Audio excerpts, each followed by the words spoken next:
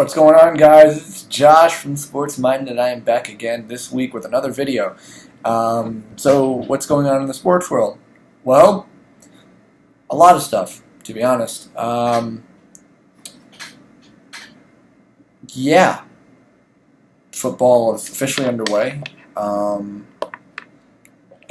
the baseball season is slowly winding down. At the same time, basketball season is about to start. So, woohoo! By the way, I am so sorry for my hair like this. I'm actually just going to put a hat on right now because it just feels right.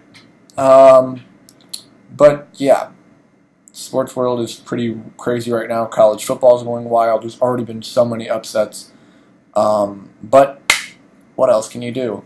So our first order of business today is to talk about football. I'm not talking about soccer just yet because I'm pretty pissed off. Because my favorite team had an unexpected result today. But anyways, back to football. So football, score rundowns are as follows. You have the Lions losing to the Titans, which honestly was pretty shocking because no one should lose to the Titans of all teams. Yeah, it's pretty bad. Other scores, we have the Steelers over the Bengals, Ravens over the Browns after the Browns had a 20-something lead earlier on in the game. Actually, 20-2 game, yeah. A 20-2 game in the first quarter, and then pretty much the Ravens scored 23 unanswered points to win the game. Not really surprised. The Browns were pretty damn dreadful. No offense to any Cleveland Browns fans I may be affecting out there. Your team needs more than just a new quarterback and whatever else they have. Yeah, pretty much. That's about it. The Lions, already talked about that. We have the Cowboys actually beating the Redskins. Pretty shocking about that. Actually, no, I'm not. The Cowboys, what more can be said about so-called America's team? You have the Giants over the Saints by 3, 16-13.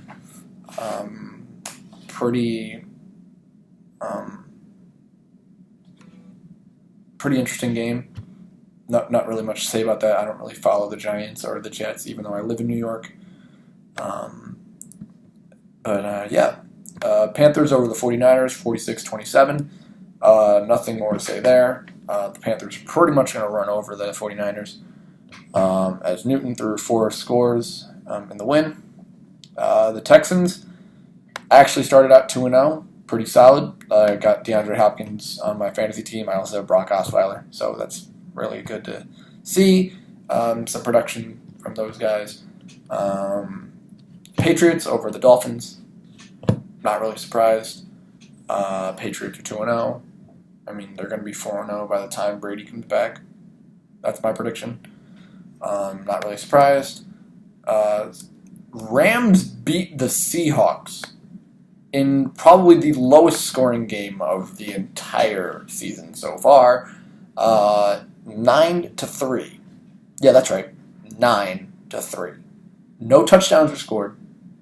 Only field goals. Pretty lackluster, I must say. I'm kind of shocked, honestly, that the Rams came out with a win. But, hey, it's football. The Cardinals demolished the Buccaneers. Not really going to say anything else there. 40-7. Then you have the Chargers winning by 24 over the Jaguars, 38-14.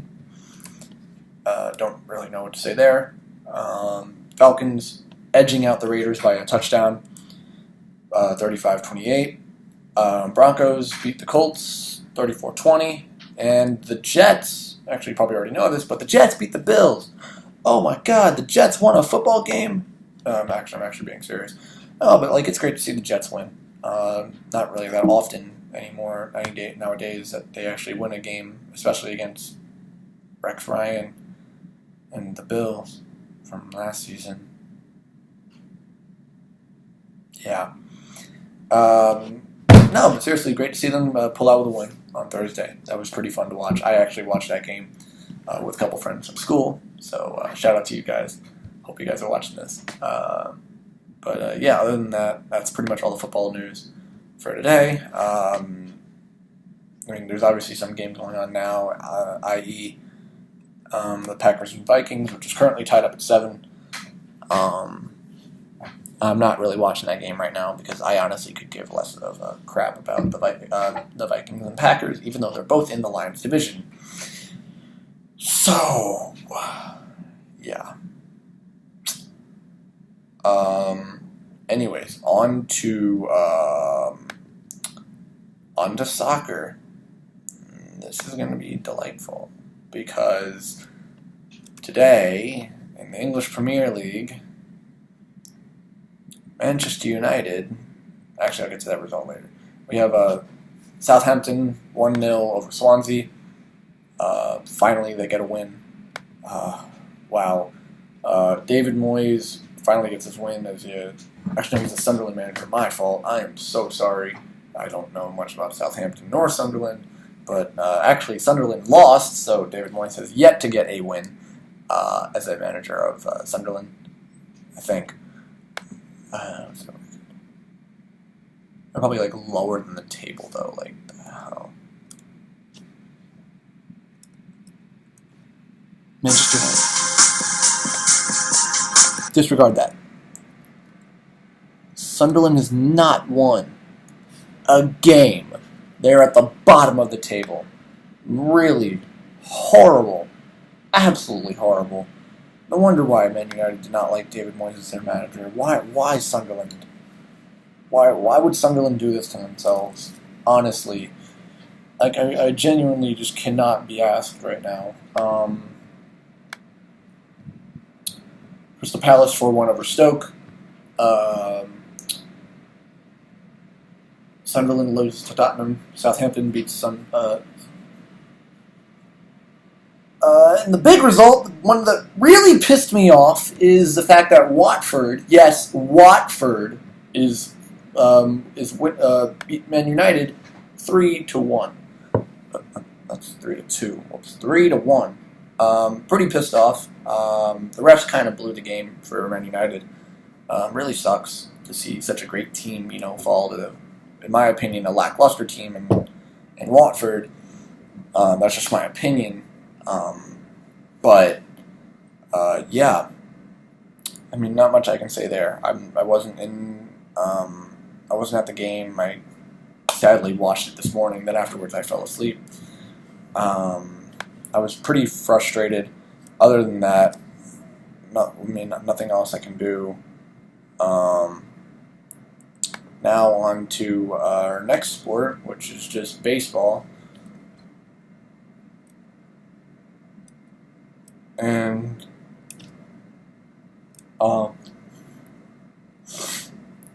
scores. Currently, the Yankees and the Red Sox are playing each other on ESPN. That's great. I cannot stand that series. The Tigers beat out the Indians 9-5. The Reds beat the Pirates 7-4. The Orioles beat the Rays 2-1. Braves beat the Nationals in 7 innings because the game was rained out, 6-2. The Marlins edge out the Phillies 5-4. Royals beat out the White Sox 10-3. Brewers beat Cubs 3-1. Athletics beat Rangers 5-2. Angels beat Blue Jays 4-0. Cardinals beat the Giants 3-0. Mariners beat Astros 7-3. Padres lose to Rockies 6-3. Diamondbacks edge out the Dodgers in 12 innings, 10-9. And the one result I like to talk about the most is because my favorite team, the New York Mets, are in sole possession of the wild card first place position. Yes, I know my hair is very messed up right now. Yes, it is ridiculous. I need a haircut. That is not what I want to talk about right now. The New York Mets. That's right. The New York Mets. This team. Right here. I know this is a cup I got at Citi Field. But, yeah. Holy crap. You gotta believe. This team is something else. I'm it's amazing to watch. Actually, it's amazing to watch. Only Mets fans would get that joke. But it truly is amazing to watch. I mean, despite the team's injuries, they've kept fighting, and they've put themselves in a position to make the playoffs for the second straight season. And hopefully, actually, I'm not going to say anything because, the whole superstition about the Mets and how how they've had their issues in the past. I mean, they put that to rest last year, but this year, it's insane. Like, the run that this team is having, regardless of the Nationals being in the first place position. By the way, the Mets are 8 games out of first place in the National League East. So it's not fully dead, but that's not our main focus. Our main focus is obviously the wild card, and not necessarily home field advantage, but just getting into the playoffs and then playing for our lives and playing like our lives matter and having a reasonable game to watch on television. Yeah, that's it. Yeah. Anyways,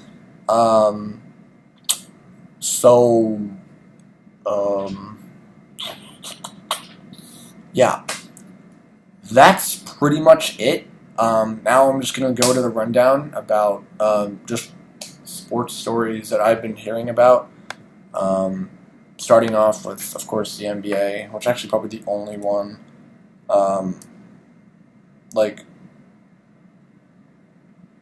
One thing that I find crazy is it's like the New York Knicks. Come on. Seriously. The teams, the Knicks, of all teams. I've been born and raised in New York. I was born and raised in New York my entire life, and I spent my entire life here, and I'm a Lakers fan, and I'm used to that winning culture, and yeah, go! Lakers, go! Yeah, woohoo! They won! Obviously, my team's been hitting a snide the last couple seasons. But the Knicks, they cannot win anything. Now, they've drafted great the last couple seasons. They've drafted great. They've made the moves necessary to make their team a contender. That's great for them. Absolutely great. I applaud you, Phil Jackson. But seriously, if you guys think that because of the fact that you guys have Derrick Rose, Brandon Jennings, Kristaps Porzingis, who, without a shadow of a doubt, is the future of the Knicks franchise. But if you have Derrick Rose, Brandon Jennings, Kristaps Porzingis, I forgot who else they picked up. No, well, whoever you guys picked up this offseason. Think about this. Oh, you have Melo, who, by the way, stayed in New York for the money. I mean, what? The only reason why the Knicks were a team to watch last season because Kristaps Porzingis could have something to prove, so he wasn't that year's Darko Milicic. Come on. Let's be honest right now. The Knicks, yeah, they have the tools to be a great team, but the one thing that's been holding them back is Carmelo Anthony. They're not going to go anywhere if Carmelo's staying. Hate to be the bearer of bad news. That's just how it is.